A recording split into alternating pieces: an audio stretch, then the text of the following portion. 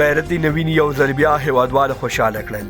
پاکستان ته د نتلو پریکړه وکړه. نوین الحق په کومه خبره د هیوادوالو زړونه ګچلي او ولې پاکستان ته نیسي. بشپړ حال په دې ویډیو کې وګورئ او انعکاس میډیا چینل سبسکرایب کړئ.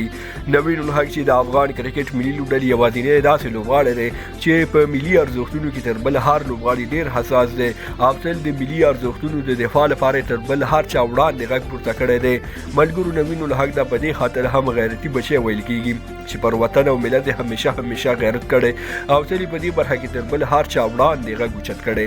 نن سهار هم یو ډېر بهترینه کار کړی او میلیونونه هیوادوال خوشاله کړي دي.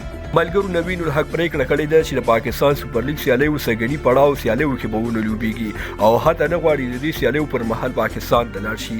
نوین الحق یو ځل بیا د هیواد د عزت ساتلو لپاره پریکړه کړې چې پاکستان ته لاړ نه شي او د استرالیا د بګ باش لیګ وروسته یې دا ځل د پاکستان سوپر لیګ سیالیو سره هم بایکاټ وکړ چې دې پریکړې د هیوادوالو زړونه وګټل او ګڼ شمېر هیوادوالو ترې د مننې کولو سربیره د هغه عکسونه په خپل پروفایل ولګول. ملګرو اوس د نوین الحق لپاره یو زیری هم په لاره دی او هغه دا چې د هند غوره لیګ لوبو یعنې آی پی ایل کې یو شمېر لوبغاړي چمپیون شوي دي او خاص کر هغه لوبډله چې تېر کال ورسره نوین الحق ولوبېده اوس پکې 2-3 بالران چمپیون شوي دي نو هاي ډېر امکان ولري چې نوین الحق دې لیګ ته ولاړ شي او د همدې لکنو لوبډلې یا هم د کومې بلې لوبډلې سره یو ځای شي او دا د نوین الحق لپاره او د نوین الحق د مینوالو لپاره یو ډېر ښه خبر او ښه زیری دی.